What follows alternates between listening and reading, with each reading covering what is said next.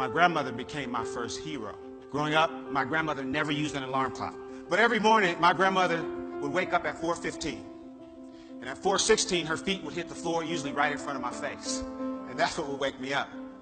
But I would lay there and I would pretend like I was still asleep, because me and 4:15 really didn't get along.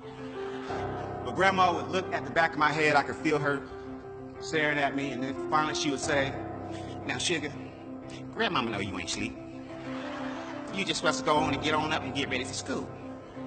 And my grandmother was known for saying things that would kind of make you a little angry because they made so much sense and you couldn't argue with her. Parents, you know, there's things that when you become parents, you start to say to your own kids. Like my grandmother would say, "Now, son, you knew when you laid down there last night that you had to get up this morning. I don't know why every single morning you lay there and act surprised. You ought to be thankful that the Lord saw fit to wake you up this in your right mind." But what my grandmother was encouraging me to do was simply to be grateful for the opportunity. In spite of all that I had been through in my life, she just wanted to make sure that I understood the opportunity that I've been given. My life got started, it was a little rough. It was a little rough start. I was born 2 months premature. My mother was walking up a flight of stairs, and she didn't know this at the time, but a woman she had had an argument with earlier was standing above her holding a pot of boiling water. As my mom made her way up those stairs, that woman dumped that water onto my mom and sent her tumbling down the stairs and into premature labor. She received third-degree burns to over 25% of her body. And when we were finally allowed to leave the hospital, as you can imagine, my mom was in a great deal of pain. Those burns just barely missed her face and covered most of the front of her body. So when we got home, she began taking a heavy sedative, pain medication, to help her recover. When she took that medication, it was very difficult for her to watch me, so I would bounce around a lot. I'd stay with my mom for a little bit, and then I'd go stay with Grandma, and I'd stay with some neighbors, aunties, and then back to my mother's house. I did that for the first 3 years of my life. When I was 3 years old, I was back at my mom's house, and I got into her purse, and I found that medication. I swallowed everything in the bottle. When they found me, they rushed me to the hospital, and my heart would stop, and eventually I went into a coma. But because of that accident, because of that incident, the state of California, they did an investigation. And the conclusion that they came to was that it wasn't an accident.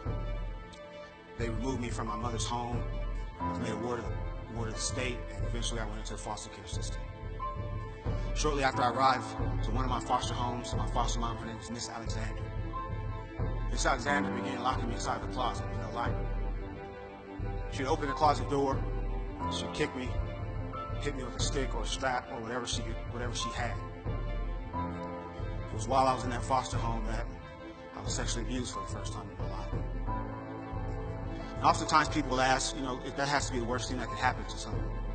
I have scars on my body that you can't see. I have a burn here on my hand that she put there with an iron.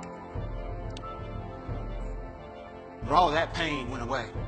The worst thing that Mrs. Alexander would do is she would open the closet door, she would stand over me, and she would say, "You're stupid, and you ain't gonna ever amount to nothing." And that hurt me more than any of the physical kicks or the physical pain, because I believed it for a long time.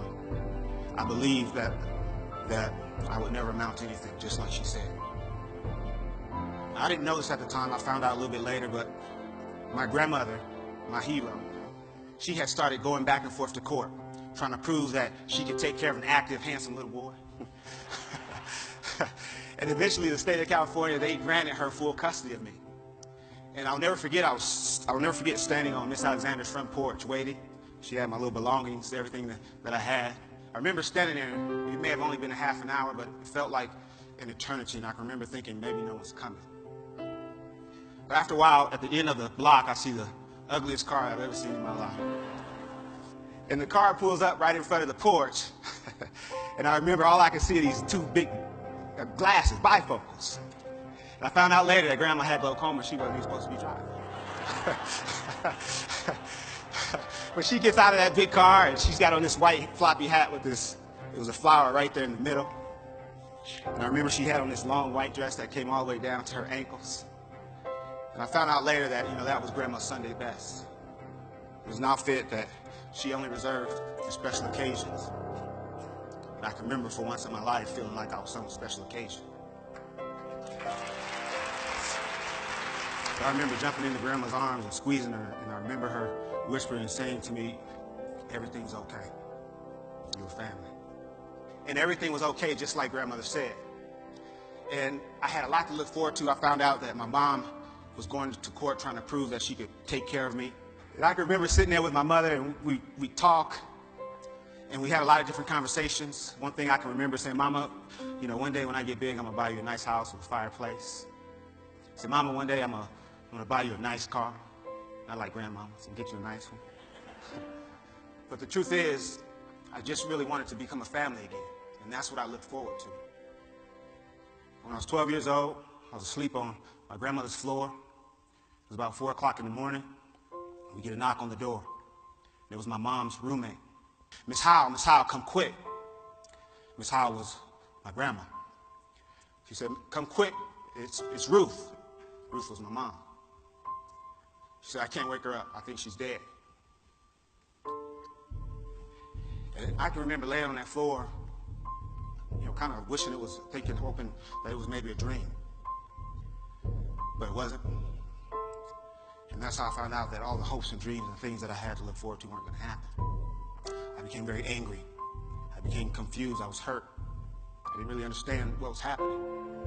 I started acting out, hanging out with the wrong people, breaking into houses, started stealing cars.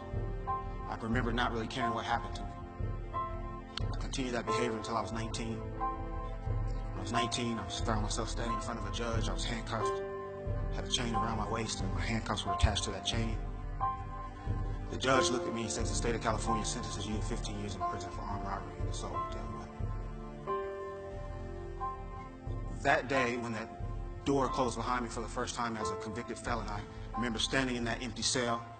I remember my knees started to get weak and they started to shake uncontrollably. I collapsed and I fell to the floor, and I just started crying alone. I can remember hearing voices.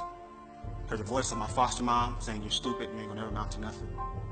Heard the voice of family members and friends of family that said, that boy's gonna end up just like his father.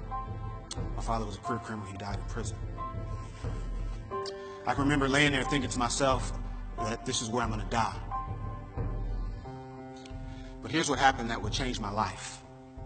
Shortly after I arrived to that prison, there was an educator there. His name was Charles Lyles, 6'3", ex-Marine. And I don't know what it was about me, but every time he saw me, he'd say, hey, Mr. Humphrey. And he had this big smile on his face, a smile that my kids would say, that's creepy. But he smiled and he said, hey, Mr. Humphrey, how are you doing? He always called me Mr. Humphrey. He gave me that respect.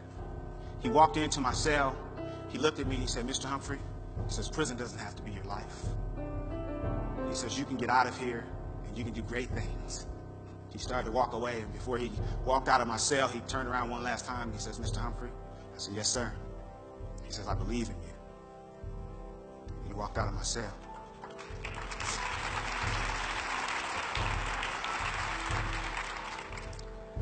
And if he had continued to stand there, he would have seen the tears running down my face because no one had ever said that to me.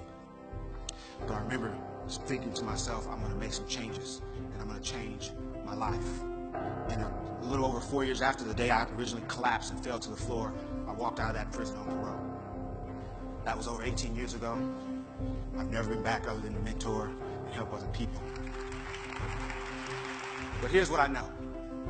I know that when you've had a rough life, when you feel unwanted, I know that when you have hopes and dreams and when you have things that you can look forward to and when you have people in place that support you and push you, I know that that gives you a reason to live. It is a great day to be alive. And that's something that I haven't always said, but now it's something that I say to myself every single day at some point. If I'm having a great day or a bad day, that's something that I say. But what I also understand is that what my grandmother was thanking her higher power for each and every day was for the opportunity that she'd been given. And she never missed an opportunity to tell anyone that would listen, especially me, it's a great day to be alive.